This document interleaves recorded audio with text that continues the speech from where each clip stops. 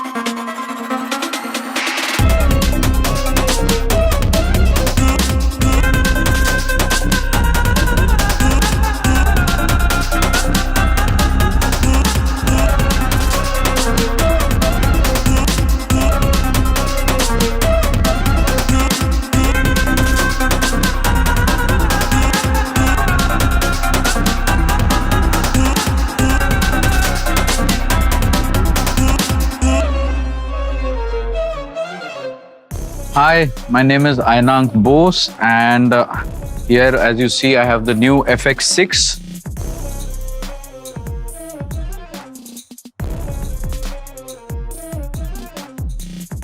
And if you've enjoyed the video, this is the time we speak about the camera. When the guys at Sony asked me to take a test on the new FX6, because I'm not really used to seeing a camera that is so small. We're used to much bigger cameras.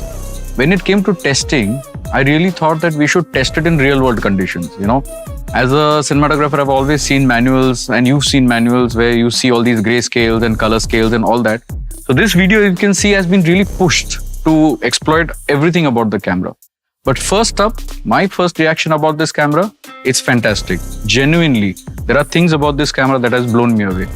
One, it's very small, you know. At the end of the day, we purposely didn't get any track, trolley, paraphernalia, just because we can showcase how easy it is to kind of have this camera handle the whole day. Starting with the size, it's really a very friendly camera. If you were to be alone and shoot on your own, this is all you get. It's a simple, really light camera. To me, this was one of the first things that kind of make me want to use this camera in many of my feature film situations where we are really running and gunning and, you know, using the stuff. In this small camera, you do not expect much clarity in the visuals. And I would say it from experience that, you know, every time you have a smaller camera, you do tend to have some kind of cost cutting it is, or whether the technology doesn't support it. I don't know what it is. But this has a 4K sensor. It's a full frame sensor. And I was also lucky that this 1635 has also been given to be tested. All I can say is, if you see the videos, 90% of the shots were shot with just this combination. This camera, this lens, nothing else. Why is it a great one-man camera? It's got complete autofocus. If it's just catching faces, it catches it brilliantly. You just don't need anybody else. You're a one-man army. You get everything on the autofocus. You get everything that this lens can do. The other thing that's really nice, this camera that is new, is the S-Cinetone that has been introduced by Sony. I have used it once or twice before when I have used the Venice, and they have put the same Venice feature of the Cinetone color space into this camera.